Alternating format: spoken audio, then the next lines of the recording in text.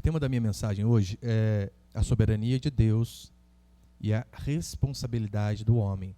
Você vai ver como que essas coisas elas não divergem, e que Deus de fato nos dê a graça de entender essa dicotomia e entender que Deus ele é soberano e nós temos total responsabilidade também sobre os nossos atos. Ruth capítulo 2, versículo 1, vai dizer assim a palavra do Senhor. Tinha Noemi um parente de seu marido, senhor de muitos bens, da família de Elimeleque, o qual se chamava Boaz. Ruth, a moabita, disse a Noemi: deixa-me ir ao campo e apanhar espigas atrás daquele que me favorecer. Ela lhe disse: vai, minha filha.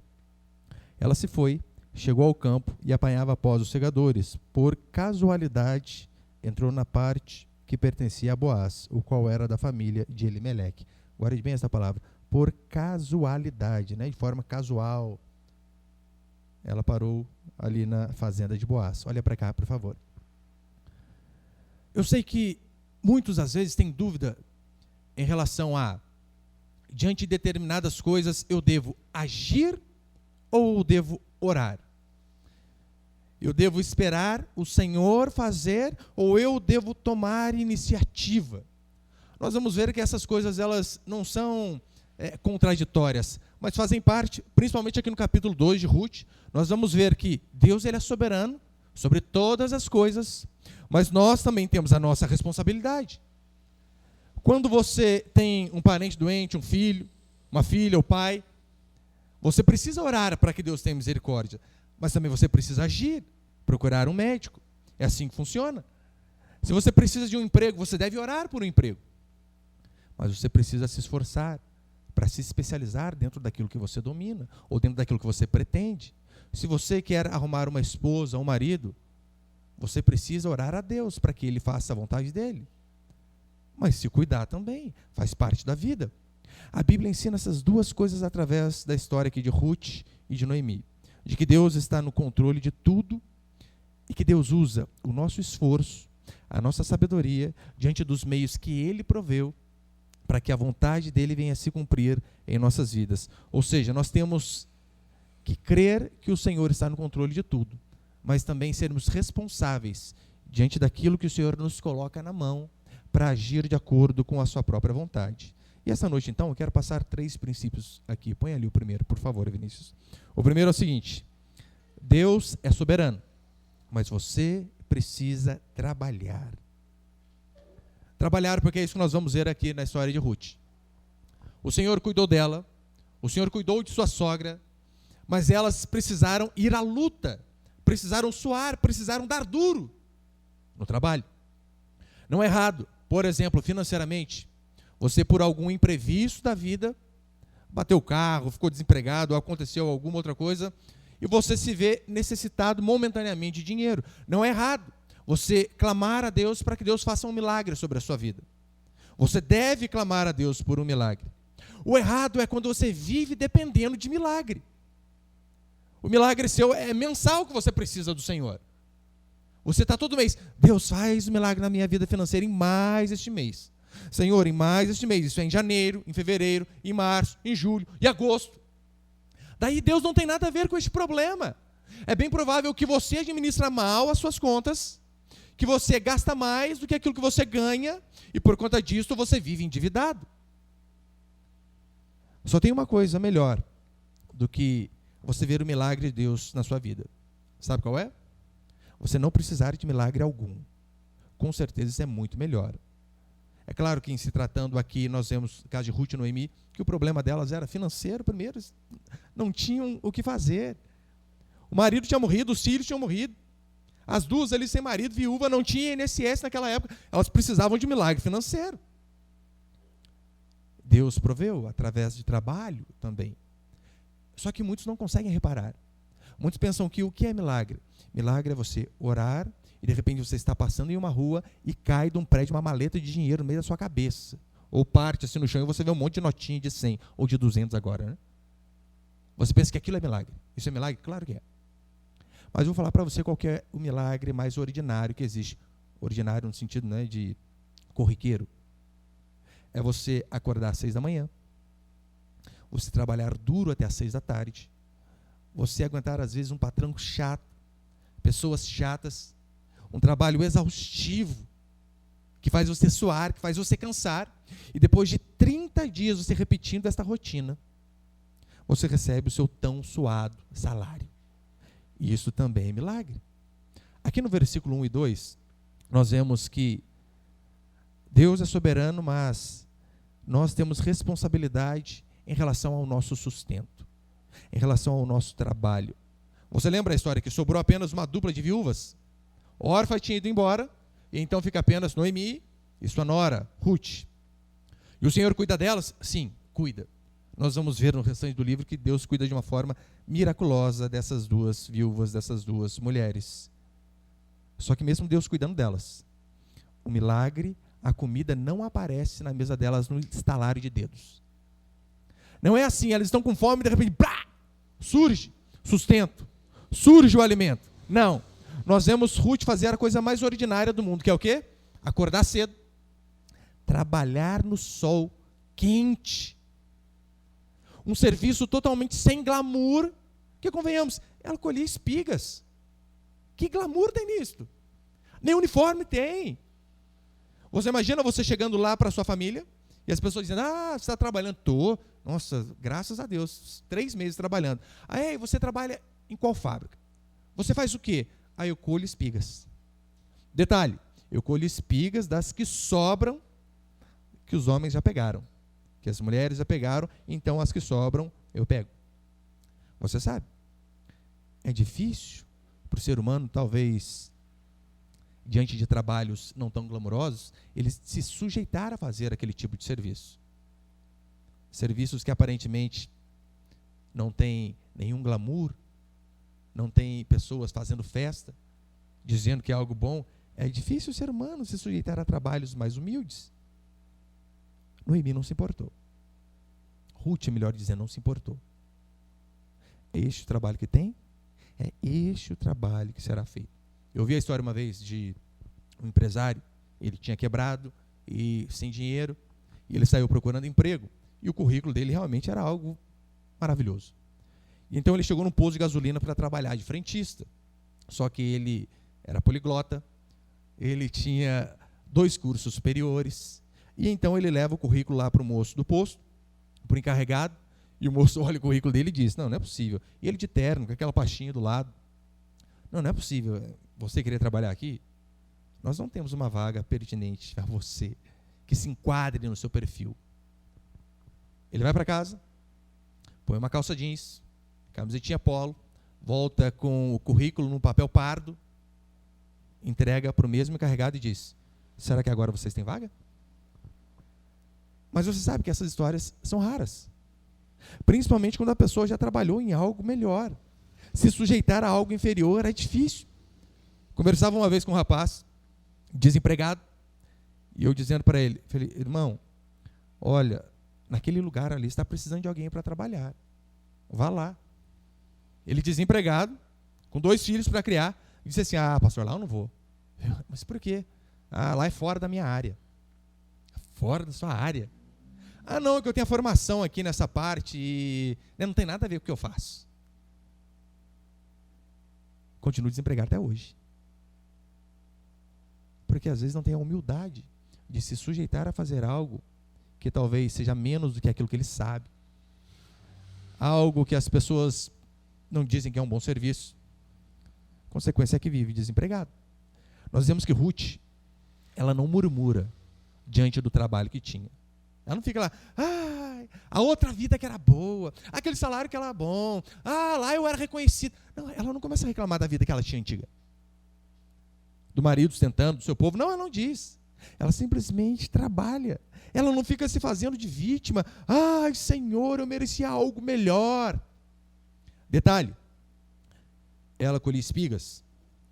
Primeiro iam os homens colhendo, depois iam as servas do dono da fazenda, e as espigas que sobravam eram as espigas que Ruth e as demais estrangeiras podiam colher. O resto, do resto, do resto. Ou seja, Ruth aqui já mostra humildade, de que não importa o serviço, sendo feito de forma honesta, é digno dignifica o homem, engrandece e glorifica o nome do Senhor. Porque trabalho não é algo mal, meu irmão. O mal é não trabalhar. Isso não quer dizer que você não possa se especializar, que você não possa tentar crescer mais e mais no conhecimento para alcançar um salário melhor. Você deve fazer isso, porque nós temos que lembrar que tudo que estiver ao nosso alcance, nós devemos fazer. E depois, sim, nós oramos ao Senhor, falando: Senhor, olha, o que eu podia fazer, eu fiz. Agora o Senhor tem misericórdia e graça da minha vida. Talvez um dos exemplos fantásticos que a Escritura dá é quando Moisés está em cima do monte orando.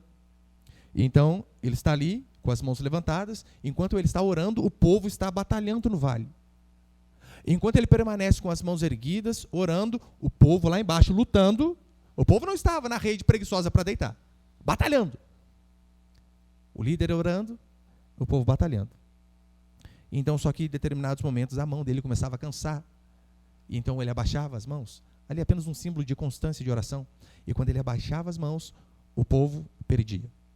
E então vinha Arão e Ur e ajudavam ele a ficar com o braço erguido para continuar orando. E o povo continuava prevalecendo na batalha. Isso é apenas uma analogia, apenas uma ilustração, que nós precisamos dobrar os nossos joelhos todo dia ao levantarmos.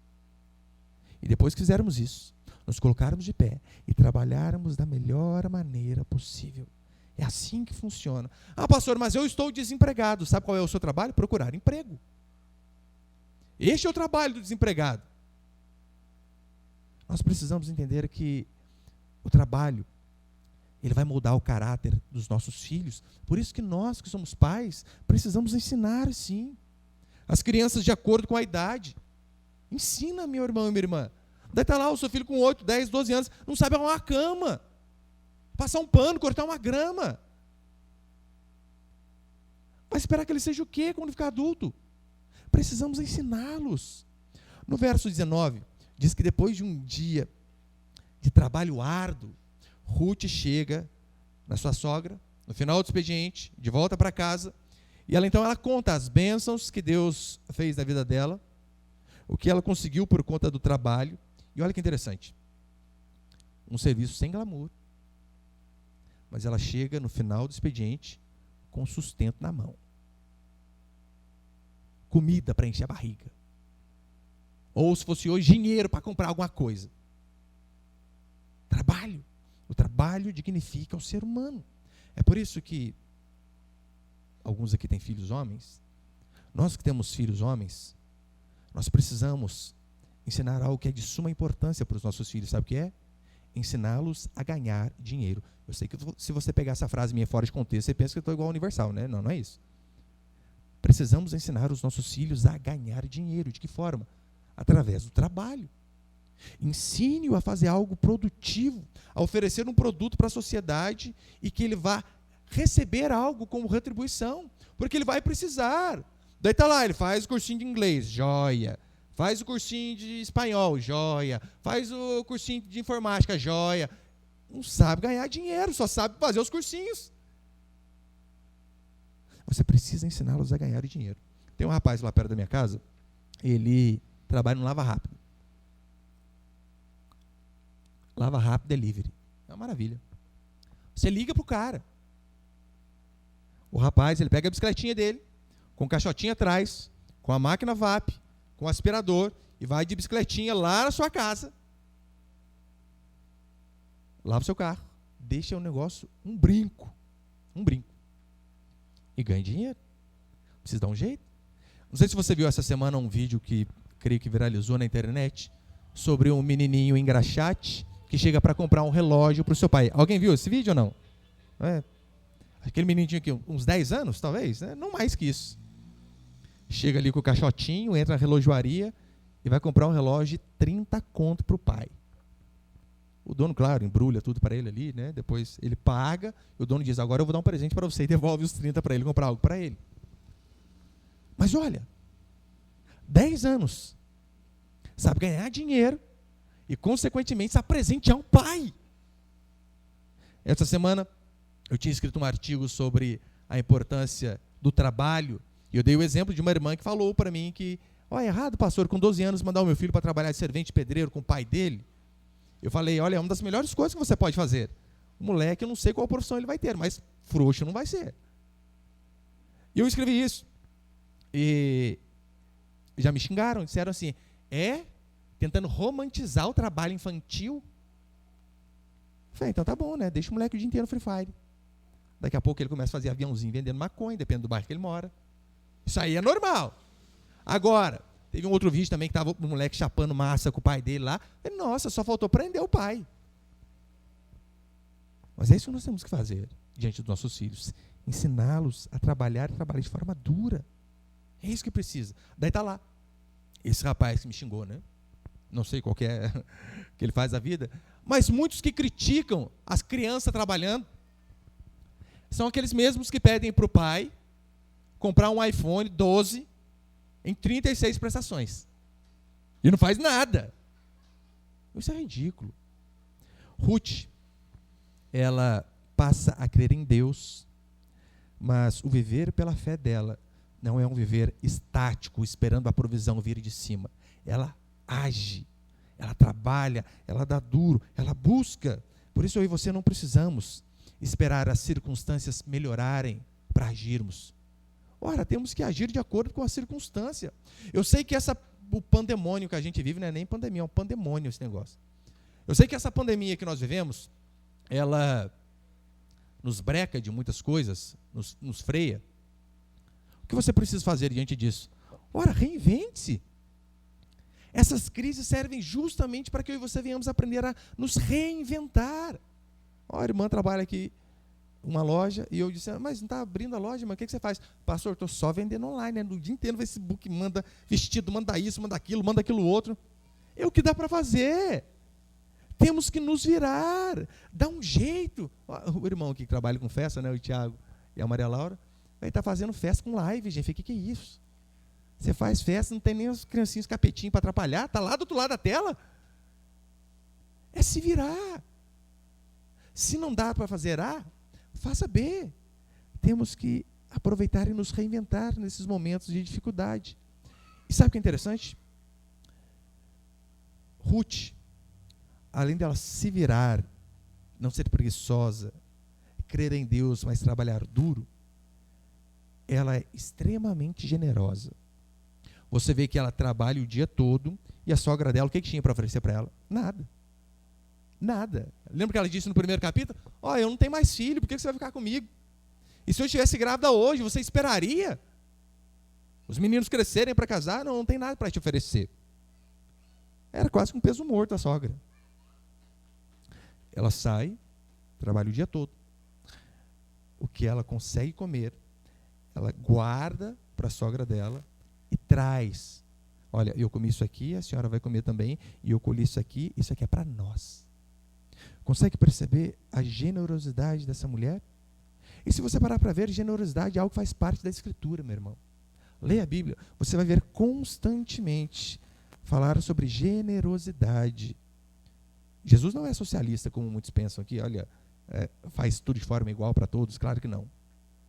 E ele também nos ordena a ser generoso. A diferença é a seguinte, ele não toma de nós para distribuir de forma igualitária. Ele nos abençoa e nos ordena para que através da bênção dele que foi sobre nós, nós também venhamos a abençoar outras pessoas. Você não precisa esperar muito para ajudar, você pode ajudar muito com o pouco que você tem. Generosidade faz parte do cristianismo. Seja generosidade com a igreja, com os irmãos, com um parente necessitado, ou com alguém que você sabe que precisa. Exercite ser generoso, seja prestando serviço. Sabia que essa também é uma forma de você ajudar o próximo? Prestar algum serviço que talvez a pessoa precise. Eu ouvi uma vez de um irmão que o irmão era meio ninja nas coisas de casa. Sabe, marido de aluguel, que sabe tudo? Marido de aluguel, né? Conserto, chuveiro, a borrachinha caindo, eletricidade, encanamento. E ele pegava principalmente os idosos da igreja, ele tirava lá todo final de semana. E ele falava, olha, quem está precisando de ajuda? Os senhores faziam lá a listinha de um monte de coisa que precisava, aquela borrachinha que faz 10 mil banhos que você toma e ela sempre cai. É o estrado da cama que está lá envergando, você não faz nada. E esse irmão, como ele sabia dessas coisas, era o jeito que ele tinha de ajudar os outros. Então nós temos muitas formas de sermos generosos, não apenas com dinheiro, temos que sim fazer como Ruth, trabalhar duro e com a bênção de Deus também lembrar que Deus nos abençoa para que nós venhamos abençoar o próximo. O segundo, a soberania de Deus ao cuidar de nós. Lembra o contexto aqui. Ruth, ela muda-se com a sogra para outra nação. Ela era moabita, então ela sai, abandona o seu povo, abandona a sua família, abandona os seus deuses e segue a sua sogra. Chegando naquela nação, ela vai trabalhar. E haviam vários campos. Assim como, imagina, vem alguém de Taubaté aqui para Pindamonhangaba. Vou trabalhar no comércio. Quantas lojas nós temos? Várias. Mas olha que interessante o verso 3. Acompanha comigo, Ruth 2:3. Ela foi trabalhar. Ela chegou ao campo e apanhava após os segadores. Por casualidade, entrou na parte que pertencia a Boaz, o qual era da família de Elimeleque. Elimeleque era o sogro dela, marido de Noemi. Olha que interessante. Os capítulos posteriores, eu vou falar sobre essa lei que havia em Israel, que havia o resgatador, aquele que podia tirar as pessoas do fundo do poço, as pessoas que tinham empobrecido, que tinham perdido terra. Existia um parente que podia comprar aquelas terras de novo. E então Ruth, ela volta com a sogra dela.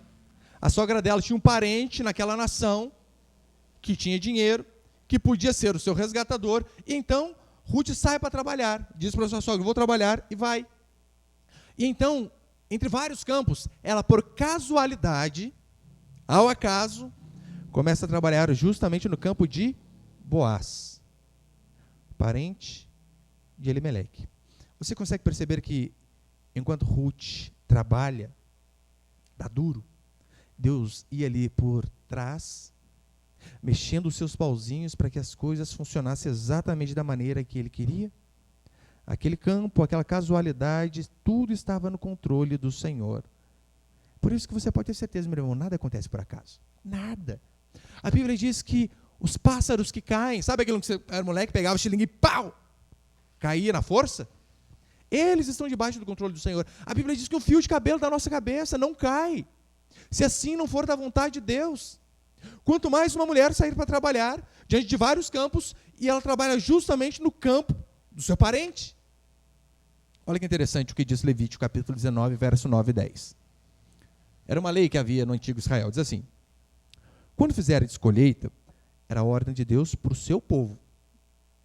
Deus, ele colocou isso aqui como mandamento. E olha qual que era o mandamento para o povo de Deus, quando eles tinham terrenos, quando eles tinham plantações, quando eles tinham colheitas. Quando fizerdes a colheita da tua terra, não colherás totalmente nos cantos do campo, nem recolherás as espigas caídas da tua colheita. Da mesma forma, não colherás a tua vinha até os últimos frutos, não recolherás as uvas caídas da tua vinha, tu as deixarás. Olha que interessante. Quando vocês forem fazer a colheita, recolham fruto. Não tudo. Não. O que cair no cantinho, deixa. Deixa algumas para trás. Com qual finalidade? Ele explica. Tu as deixarás para o pobre e para o estrangeiro. Eu sou o Senhor, vosso Deus. Você consegue perceber que o arquiteto do universo está por detrás de todas as coisas? Imagina o seguinte: e se Deus, e se Ruth tivesse ido para outro lugar, assim como Orfa voltou para Moabe? Lá em Moabe não havia esta lei. Em outros povos não havia esta lei. Mas justamente para o povo de Israel, Deus deixa como mandamento cuidar do próximo, mas também cuidar do estrangeiro. Ou seja, Ruth, moabita, vindo de um povo pagão, estava sendo beneficiada por conta da lei do Senhor para o seu próprio povo. Deus aguardou, porque imagina uma mulher sozinha, sem um marido que a defenda, sem uma arma na mão, sem dinheiro, sem força física, provavelmente, ela podia facilmente ser abusada. Lembrando que aqui é uma transição da época de Juízes, e na época de Juízes cada qual fazia aquilo que achava mais reto, mas por casualidade ela cai no campo de um servo de Deus, tanto lugar para trabalhar. ela cai no campo daquele homem de Deus. E Boaz, além de ser fiel, Boaz ordena que os seus servos sejam fiéis. Você vê aqui no contexto do capítulo 2, o jeito que ele fala com os seus servos e o que ele ordena aos seus servos também. Ruth está sem marido, sem proteção nenhuma, totalmente vulnerável, mas o Senhor, por casualidade, cuida dela. Para que você venhamos a lembrar que todas as casualidades que acontecem em nossa vida não são mero acaso. Não, pode ter certeza, há um Deus por detrás orquestrando todas as coisas. Talvez você pense que foi de forma casual que um dia você colocou lá na rádio 105.7 e caiu no programa da nossa igreja. E você ouviu. E Deus falou com você através da pregação, e por conta disso você veio à igreja. Só que você pensa, é acaso? Igual tem uma irmã da nossa igreja de Moreira, dizendo que quando a primeira vez que ela veio para a igreja, eu lembro que, até hoje, quando eu me deparei com ela assim, a primeira vez que você vem aqui, quem te convidou? Ela disse, você. Eu não te vi. Não falei isso para ela, né? Ela, pastor, estava indo para o serviço injuriado da vida, ouvindo minhas músicas que eu gosto. Mas eu não sei, eu pedalei errado na bicicleta lá, o celular mudou de estação e do nada, faça uma visita à nossa igreja. Rua tal, endereço tal, dia tal. O senhor convidou, eu vim. Será de fato mero acaso? Será de fato mero acaso você estar passando o feed de notícias lá e toda hora aparece pastor lá pregando? Todas essas casualidades estão debaixo do controle do Senhor. Como eu dei o exemplo aqui no começo do culto, um casal começou a frequentar a nossa igreja porque viu o status de um irmão. Não viu pregação, não viu nada, olhou o status. Nossa, que tema interessante. O que é isso aqui? Pregação? Vou lá ouvir. Gente, quem que faz um negócio desse? Todas as casualidades estão debaixo do controle do Senhor. Aqui onde a gente está localizado é ruim, tem muito barulho ali, né? Mas eu louvo a Deus por essa lombada aí, porque a pessoa tem que parar, parando, ela vai ter que olhar para algum lugar. Está aceso aqui, gente. Ela tem que ver. O Senhor cuida de tudo. Quantos aqui podem testemunhar de Deus cuidando em horas que você achou que seriam impossíveis de ver o cuidado de Deus? Um exemplo é a nossa própria igreja. Os irmãos sabem. Olha, esses 2 meses que ficamos fechados por conta da pandemia, ficou fechado, você sabe, a arrecadação vai lá embaixo. Ia faltar e muito. E nós já somos uma igreja pequena, o que faz para pagar o aluguel? A gente ora, Senhor, nos ajuda. E esses dois meses que ficamos fechados, primeiro mês, fulano liga, ouvinte da nossa programação, pastor, como está as coisas aí? Tudo bem. E o aluguel está pagando? A gente crê que a gente vai pagar. Pode achar que eu pago. No outro mês, a mesma coisa. Fulano nem da nossa cidade é. Só mandou o comprovante lá. Pagava o aluguel, sobrava R$200. Nossa.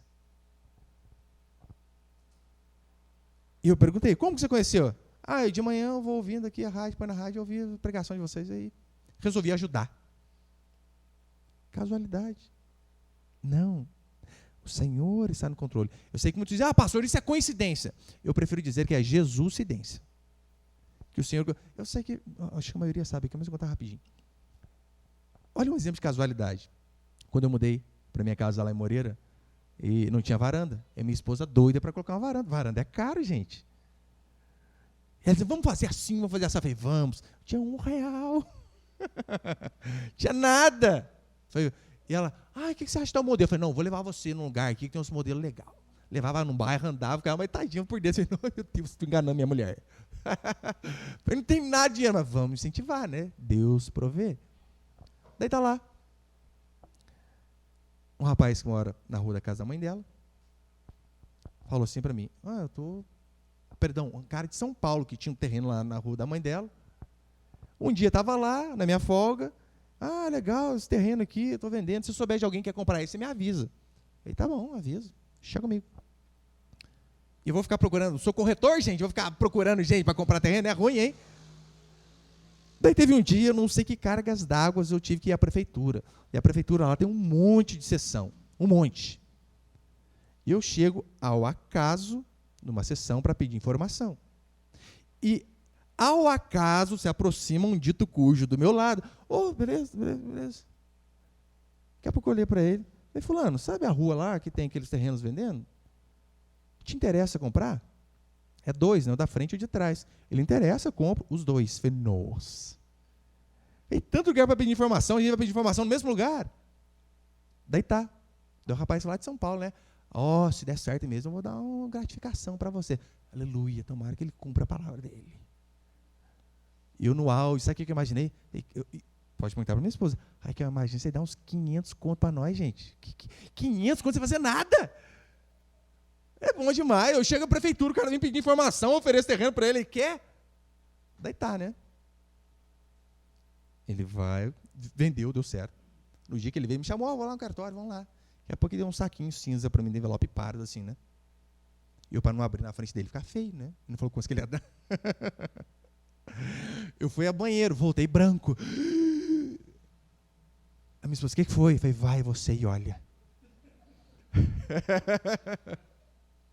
Tadinha, ela morena, voltou pálida. Eu falei, quanto que era a varanda? 7 mil. Quanto no pacote? 7 mil. Gente, se não acreditar que o negócio desse é de Deus, acreditar no quê? Eu acho que ela estava orando muito mesmo, né? Porque é a única alternativa. Mas olha para você ver. Não há casualidade diante do nosso Senhor. Mas o Senhor... Não, quem precisa de varanda, gente? Varanda é necessário para você viver? Não é. Deixa o carro torrar no sol, não tem problema. Mas olha a importância de buscar a Deus, de ser fiel, de trabalhar. E Deus até em coisas que não são tão centrais, nós vemos Deus cuidando de nós. E eu tenho certeza, se conversarmos aqui, um monte de gente vai falar também. Olha, pastor, isso aqui foi verdade comigo. Por isso que você temos que fazer como Ruth. Trabalhar duro, fazer tudo que estiver ao nosso alcance. E acreditar que todas as coisas estão debaixo do controle do Senhor. E terceiro, para encerrar, põe ali, por favor. Busque a fidelidade antes da sua felicidade. Busque ser fiel a Deus antes de buscar ser feliz em Deus. Eu sei que pode parecer duro, pode parecer contra a nossa natureza, e é claro que é. Mas é exatamente o que nós vemos aqui na vida de Ruth. Olha, Ruth de fato se converte. Ela estava indo para Moabe, uma terra perdida. Lembra? Órfã, volta para Moabe. Se esquece dela, não é mais falada. Você não ouve mais falar de órfã. Ruth se converte, ela sai daquele caminho de perdição e decide voltar com a sua sogra. Abandona os seus deuses, sua família, um futuro talvez que ela poderia ter numa sociedade que ela já conhece várias pessoas, mas ela abandona os seus velhos hábitos, o seu velho povo, e decide por ser fiel a Deus. Perceba, foi uma decisão. Você lembra que a sogra várias vezes insistiu no Noemi? Não, mas não fica comigo não, volta para lá, é melhor. Arrume novos maridos, vão casar, vão ser felizes. Ela diz, não, mas o que você vai fazer comigo? Se eu tivesse grávida hoje, não tenho o que fazer, não tem nada para te oferecer. Ela diz, não. Então, ela abandona aquilo lá e se decide por ser fiel a Deus, ao Deus de Israel. Nós vamos ver nos capítulos posteriores que a sua fidelidade foi recompensada com muita felicidade. Porque Deus preparar um bom marido já é bênção. Um bom marido rico ainda, irmãs, aleluia, hein? É a glória. Amém. Se já tem um marido, você tem que orar para ele enriquecer. Mas olha, a sua fidelidade vai ser recompensada posteriormente. Mas é interessante que a alegria deste mundo não deve ser o centro das nossas vidas. Mas isso não quer dizer que nós não podemos orar para prosperarmos, para avançarmos financeiramente. É por isso que João diz, eu faço votos por tua prosperidade, assim como é próspera a tua alma. É por isso que Paulo diz, se a nossa esperança em Cristo se limita apenas a esta vida, somos os mais infelizes de todos os homens. Nós não podemos colocar esta vida como um fim em si mesmo. Mas ele diz que a nossa esperança ela não pode estar apenas nesta vida, mas não diz que não podemos ter esperança nesta vida. Contando que, claro, ela não seja o nosso centro. Por sua fidelidade e justiça, ela chama a atenção de várias pessoas. É isso que nós veremos. Olha aqui o verso 4. Você pode acompanhar comigo? Ruth 2:4. Eis que Boaz veio de Belém e disse aos segadores, o Senhor seja convosco. Responderam eles, o Senhor te abençoe. Depois perguntou Boaz ao servo encarregado dos segadores: de quem é esta moça? Respondeu-lhe o servo: esta é a moça moabita que veio com Noemi, da terra de Moabe. Olha para cá, por favor. Mais adiante, vai dizer que Boaz ouve de todas as pessoas que Ruth era uma excelente serva, mulher trabalhadora, uma mulher de respeito. Então ela, por conta da sua fidelidade a Deus e por conta da sua justiça diante dos homens, ela chama a atenção das pessoas e chama a atenção justamente também de Boaz. O interessante é que nós vemos aqui que Boaz, ele é um exemplo para nós que somos homens, um exemplo de caráter, um exemplo de fidelidade. Nós que somos homens temos que olhar para as qualidades de Boaz, como integridade. Ele não pensa em nenhuma vez com segundas intenções em relação a Ruth, só lá na frente que ele vê, tem uma possibilidade então, e aí? Mas faz tudo dentro dos conformes, não atropela as coisas, mesmo sendo rico. Meu irmão, você sendo rico hoje, ímpio, nossa, você pega a mulher que você quiser, até o homem que você quiser, pega tudo, passarinho, periquito, papagaio, vai tudo. Mas ele é fiel a Deus. Uma característica que nós, como os homens, devemos sempre lembrar. Você que não é casada, você deve olhar para Boaz, ler o capítulo 2 e pensar assim: essas são as características que eu quero no meu marido. Se você tem filha, olhe para Boaz e ore para que o Senhor possa dar à sua filha um marido com essas características. Um homem de posses, ricos, não estou dizendo vai colocar sua filha só para casar com rico, ou você só casar com rico, né? Mas Boaz, ele tem posses, muitas posses, só que as posses não tem. O coração dele não está no dinheiro. Muito dinheiro, mas o coração dele não está ali. Nós percebemos como ele é pela forma que ele trata os seus empregados. Olha que interessante. O Senhor seja convosco. Responderam eles: o Senhor te abençoe. Olha como que ele trata os seus subordinados. Esta é uma excelente forma de você ver o caráter de alguém. Como ele trata as pessoas, principalmente subordinados. Aqueles que estão abaixo. Aqueles que são inferiores. Olhe como ele trata. Se você quer casar, eu sempre falo para os meus filhos, o dia que chegar o momento de vocês pensarem em casar, vai demorar ainda, claro, né? Espero que demore bastante. Uma das coisas fundamentais que vocês devem reparar, a forma como a pretendente de vocês trata os pais. Isso é de suma importância. Porque se a sua futura esposa não consegue submeter aos pais, você acha que vai submeter a você? Não vai, de forma alguma. Olha como trata os pais. Olha se respeita os pais. Olha, daí está lá, o cara é lindo, trata a mãe igual um bicho. Se ele trata a mãe de forma errada, você acha que vai tratar a sua filha de forma correta? Não vai. Perceba o interesse de Boaz. O que chamou a atenção dele em Ruth não foi a beleza, não é nem citado. Esther diz que foi por conta da beleza. O livro de Esther. Ruth nem cita a questão da beleza. O que chamou a atenção de Boaz em Ruth foi o caráter, a fidelidade, a honestidade. Eu não estou dizendo que beleza não é importante, não vá me entender errado. O pastor falou, tem que olhar para o interior. Meu irmão, quem gosta de beleza interior é decorador. É importante olhar também. É claro, tem duas mulheres de Deus, a bonitinha, a feinha, a bonitinha. Não, que os olhos não veem, o coração não sente. Sente. Mas olha, a partir do momento que você viu, é a mulher de Deus, daí você escolhe. É assim que funciona. O que chama a atenção dele é o caráter, a honestidade, a história de fé dessa mulher. No verso 11, 12, já estou encerrando, olha o que diz.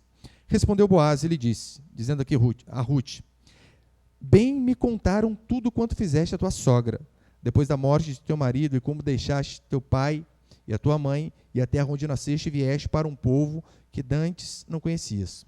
O Senhor retribuiu o teu feito, e seja cumprida a tua recompensa do Senhor, Deus de Israel, sob cujas asas viestes buscar refúgio. Olha que interessante. Bem me contaram tudo quanto fizeste. Na cidade você é conhecida. Não é conhecido pelas roupas que você usa, é pelo caráter que você possui. Você que é homem solteiro, O que te atrai numa mulher? As curvas. Essas curvas um dia vão cair. O caráter é mais importante.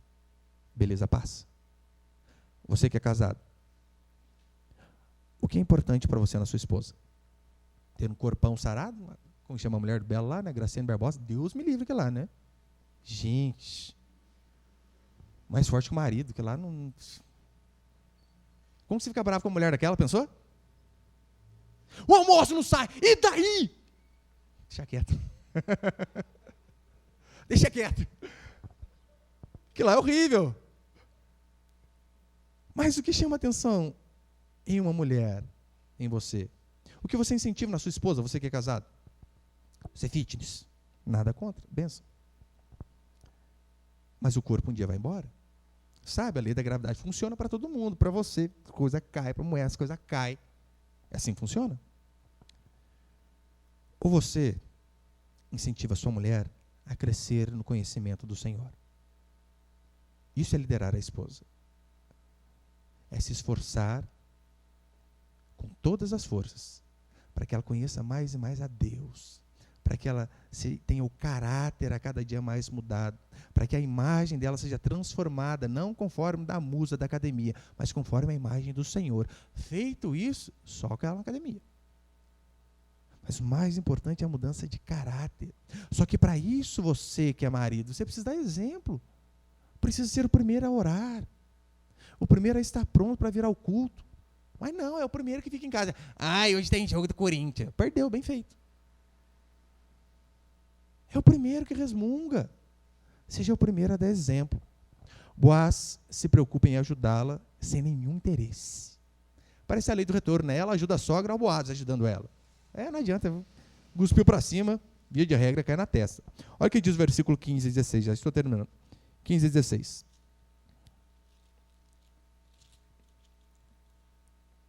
Levantando-se ela para rebuscar, Boaz deu ordem aos seus servos, dizendo: até entre as gavelas deixai-a colher, não a censureis.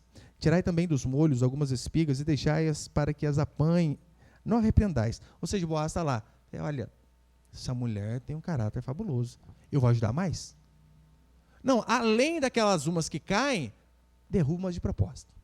Deixa ela se fartar de montão aí. E ela de fato se farta e leva para sua sogra do mesmo jeito. Mas você consegue perceber que não há casualidade que Deus não esteja no controle? Que o arquiteto do universo, de fato, está por detrás de tudo. Olhe para a providência do Senhor aqui no livro de Ruth. Como que Deus, de fato, cuida do seu povo. A Noemi e Ruth, ele proveu trabalho, condições de trabalho. Um trabalho onde ela não foi abusada, mas um trabalho digno. Agora, se Deus proveu tudo para essa mulher, o que faz eu e você pensarmos que na nossa vida vai ser diferente? Que diante de uma necessidade, que o Senhor não cuidará de nós? Ruth era moabita, e por conta da sua decisão de ser fiel a Deus, olha a provisão do Senhor sobre ela. Se Deus cuidou dela, é para isso que serve você ler o Antigo Testamento. É para você ver aquilo que Deus fez. E ter a certeza que este Deus continua sendo o mesmo Deus. Ora, e se Ele proveu algo miraculoso na vida de Ruth, por que não fará em nossas vidas? Se Deus proveu sustento, aonde talvez a única sentença que tinha era de miséria, fome e morte. Por quê? Não acreditaremos que mesmo numa pandemia, onde as coisas estão fechando, empresas quebrando, que Deus vai continuar cuidando de nós? Claro que vai. Deus cuida dos pássaros, dos lírios do campo. Você acha que não vai cuidar do seu filho? Você acha que Ele não é poderoso para prover o dinheiro para você pagar a prestação da casa, o aluguel, a conta de luz? Claro que é. Boaz, ele é um exemplo de homem de Deus, de misericordioso, de fiel. Mas eu vou falar para você, existe um homem muito melhor que Boaz. Muito mais misericordioso, muito mais generoso comigo e com você.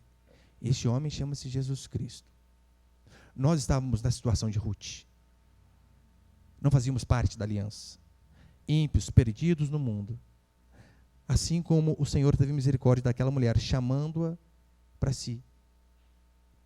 Esse Jesus é misericordioso conosco também, e a mesma voz que Ruth ouviu é a voz que nós ouvimos. O mesmo compromisso que ele exigiu de Ruth é o compromisso que ele exige de nós. Fidelidade. O Senhor nos acolheu, nos deu lugar à mesa, o Senhor nos deu proteção, nos deu sustento. E o que Ele espera de mim e de você é que nós tenhamos a mesma atitude de Ruth. Sejamos fiéis, independentemente da circunstância. Nós vemos que por conta da fidelidade, Deus a abençoou, sim.